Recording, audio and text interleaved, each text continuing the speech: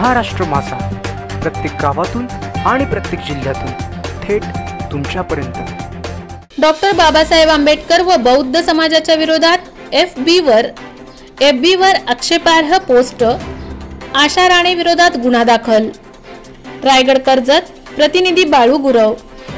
कर्जत तालुक्यातील नेरळ पोलीस ठाणे हद्दीतील मौजे कोदिवले येथे राहणारी आशा अनंता राणे या महिलेच्या URL https://www.facebook.com/profile.phd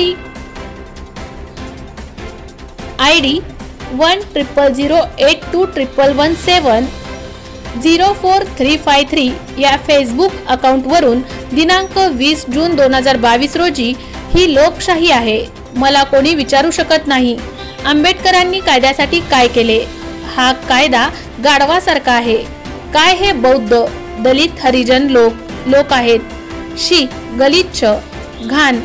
मी आशा अनंत राणे आहे, कट्टर हिंदू। भीमराव रामजी आंबेडकर या व्यक्तीने भारतीय संस्कृतीलाही तोडले आहे। लोक बोलतात या माणसाने संविधान तयार केले, ते पूर्णपणे खोटे आहे। अनेक लोकांनी त्यावर काम केले, या माणसानेच प्रमाणित केले, या माणसाने बुद्ध धर्म स्वीकारला आणि सर्व लोकांना बुद्ध धर्म स्वीकारण्यास भाग पाडले आणि भारताची वाट लावली। भीमराव रामजी आंबेडकर ही भारताला लागलेली कीड आहे। आपण एकत्र येऊ आणि भारतातून ते दलित हरिजन बौद्ध लोक काढून टाकू आणि बौद्ध मुक्त भारत निर्माण करू। बौद्ध धर्माचा धिक्कार असो। आशा अनंत राणे रुद्र निवास, नेरळ कोडिवळे, तालुका कर्जत, जिल्हा रायगड। अशा आशयाची संविधान निर्माते डॉक्टर बाबासाहेब आंबेडकर व बौद्ध समाजाच्या विरोधातील आक्षेपार्ह पोस्ट व्हायरल करण्यात आली होती। सदर पोस्ट ही कर्जत तालुक्यातील भारतीय संविधान भीम महोत्सव कर्जत खालापूर बौद्ध समाज या व्हॉट्सअप ग्रुपवर आज दिनांक 30 जुलै 2022 रोजी व्हायरल झाली असता, डिकसळ येथे राहणार सामाजिक कार्यकर्ते तथा रायगड भूषण किशोरप्पाजी गायकवाड यांच्या निदर्शनास येताच मौजे कोदिवले येथे राहणार आशा अनंत राणे या महिलेविरोधात संविधान निर्माते डॉक्टर बाबासाहेब आंबेडकर यांचा अवमान तसेच बौद्ध बांधवांच्या भावना दुखावल्यामुळे नेरळ पोलीस ठाण्यात गुन्हेगार रजिस्टर नंबर 0228 भादवी संविधान 1860 अंतर्गत कलम 295A 153A अनुसूचित जाती आणि जमाती अत्याचार प्रतिबंध अधिनियम 1989 कलम 3(V)(3)(1)(U) अंतर्गत गुन्हा नोंद करण्यात आला असून सदर महिला आशा अनंत राणे हिला नेरळ पोलिसांनी ताब्यात घेतले आहे।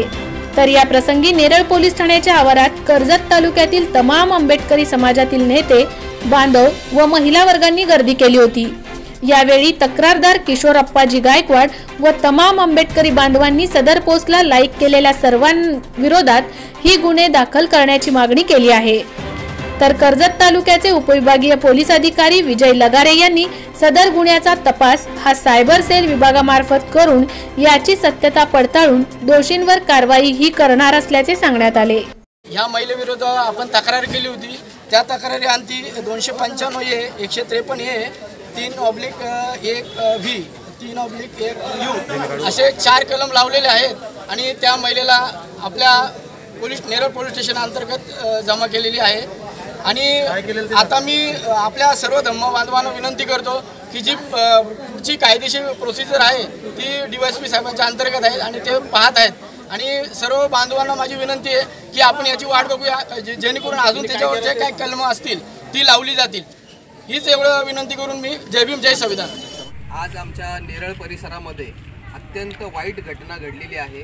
त्या वाईट घटनेचा आम्ही पाहिजे तेवढा निषेध रायगड जिल्ह्यामध्ये असू द्या, महाराष्ट्रामध्ये अतिशय मोठ्या तीव्र पडसद जे उमटायला सुरुवात झालेली आहे आणि पहिली सुरुवात आपल्या नेरळमध्ये आपल्या तालुक्यातील सर्व बौद्ध समाज जमा होऊन इथं त्या महिलेवर जिने आक्षेपार्ह विधान केलेले आहेत, संविधानाच्या विरोधात असू द्या, बाबासाहेबांच्या विरोधात असू द्या आणि आपल्या बौद्ध धर्माच्या विरोधात असू द्या, त्या महिलेनी जे आक्षेपार्ह विधान केलेले त्याच्यावर कठोर कारवाई करण्यासाठी आज तक्रार नोंदवली गेलेली आहे आणि त्या तक्रारीमध्ये वाढीव काय कलम करायचे असतील तर ती कोर्ट प्रोसिजरमध्ये आम्ही वाढीव करणारच आहोत व तिच्या राष्ट्रद्रोहाचा गुन्हा कसा दाखल करता येईल, कारण की संविधानाच्या विरोधात तिने ज्या प्रकारे शब्द उच्चारलेले आहेत ते आता तुम्हाला कळेलच. आणि प्रशासनाला माझी एवढीच म्हणजे विनंती आहे पोलीस प्रशासनाला की निपक्षपाती आणि कठोर कारवाई त्याच्या माणसाला जर झाली तर या देशामध्ये संविधानाच्या विरोधात, बाबासाहेबांच्या विरोधात आणि या धम्माच्या विरोधात जो समतेवर, जो चांगल्या मार्गावर अवलंबून आहे त्या धम्माच्या विरोधात बोलण्याची कोणाची हिंमत होणार नाही. अशा महिलेविरुद्ध आज तक्रार झालेली आहे आणि तिच्याबरोबर ज्यांनी तिला लाईक केले अशा पोस्टला त्या सगळ्यांवर गुन्हा दाखल झाला पाहिजे अशी आम्ही त्या साहेबांना विनंती केली.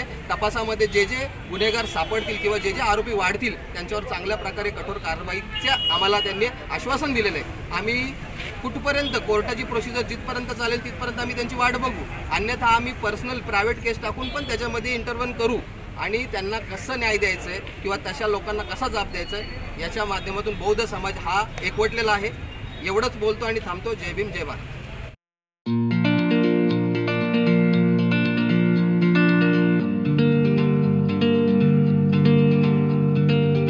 मोठे वेनगाव येथील आयुष्य फार्म हाऊस, जिथे तुम्ही घेऊ शकता तुमच्या परिवारासह सुट्टीचा आनंद.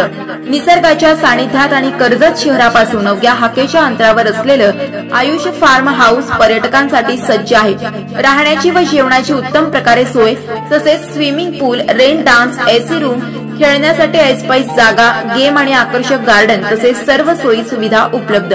पत्ता मोठे वेनगाव, कर्जत, रायगड. बुकिंगसाठी संपर्क भाई गायकार 88 88 38 11 11, अभिषेक गायकार 88 88 37 11 11, अवंतिका गायकार 77 20 04 56 78. तुमच्या परिवार आणि मित्रांसोबत सुट्टीचा आनंद घेण्यासाठी आत्ताच बुक करा आयुष्य फार्म.